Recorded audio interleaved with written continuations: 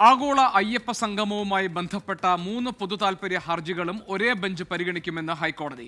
Administrative order ഇറക്കുമെന്ന് chief justice അധ്യക്ഷനായ bench വ്യക്തമാക്കി. വിഷ്ണു സുരേഷ് വിവരങ്ങളുമായുണ്ട് കൊച്ചിയിൽ നിന്ന്. വിഷ്ണു, ഇത് ദേവസ്വം ബെഞ്ചാണോ ഈ ആഗോള അയ്യപ്പ സംഗമവുമായി ബന്ധപ്പെട്ട 3 പൊതുതാൽപര്യ ഹർജികളും പരിഗണിക്കാൻ പോകുന്നത്? എന്താണ് ഹൈക്കോടതി ഇക്കാര്യത്തിൽ എടുക്കുന്ന തീരുമാനം? അഡ്മിനിസ്ട്രേറ്റീവ് ഓർഡർ ഇറക്കും എന്നാണല്ലോ ചീഫ് ജസ്റ്റിസ് അധ്യക്ഷനായ ബെഞ്ച് ഇന്ന് വ്യക്തമാക്കുന്നത്. എന്താണ് വിശദാംശങ്ങൾ? 3 ഹർജികളാണ് കോടതിക്ക് മുമ്പാകെ അയ്യപ്പ സംഗമം തടയണമെന്നാവശ്യപ്പെട്ട് വന്നിട്ടുള്ളതിൽ ഒരെണ്ണം പൊതുതാൽപര്യ ഹർജിയാണ്, മറ്റു രണ്ടെണ്ണം സ്വകാര്യ ഹർജികളാണ്. അത് രണ്ടും ദേവസ്വം ബെഞ്ചിന് മുൻപിലുണ്ട്.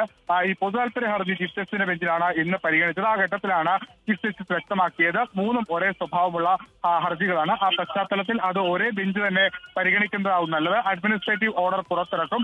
ആ പശ്ചാത്തലത്തിൽ നാളെ ദേവസ്വം ബെഞ്ചായിരിക്കും ഈ 3 ഹർജികളും പരിഗണിക്കുക. ഈ ഹർജിക്കാരന്റെ പ്രധാനപ്പെട്ട ആവശ്യം 20-ാം തീയതിയാണ് ഈ ആഗോള അയ്യപ്പ സംഗമം നടക്കുന്നത്. അതിനു മുൻപ് ഈ വിഷയം അടിയന്തരമായി പരിഗണിക്കണമെന്ന നിർദ്ദേശം ഈ ഹർജിക്കാർ മുന്നോട്ട് വെച്ചിരുന്നു. ഒരുപക്ഷെ അതുകൂടി ഹൈക്കോടതി പരിഗണിച്ചാണ് നാളെ ഈ 3 ഹർജികളും കേൾക്കാമെന്ന തീരുമാനത്തിലേക്ക് എത്തിയിരിക്കുന്നത്.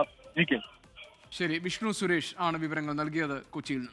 ലോകത്തെവിടെയായാലും ഏത് സമയത്തും 24 വാർത്തകളും ഓഗ്മെന്റഡ് റിയാലിറ്റി പാക്കേജുകളും എക്സ്പ്ലെയിനറുകളും വിശദമായി കാണാൻ ഞങ്ങളുടെ യൂട്യൂബ് ചാനൽ നിങ്ങൾക്ക് സബ്സ്ക്രൈബ് ചെയ്യാം.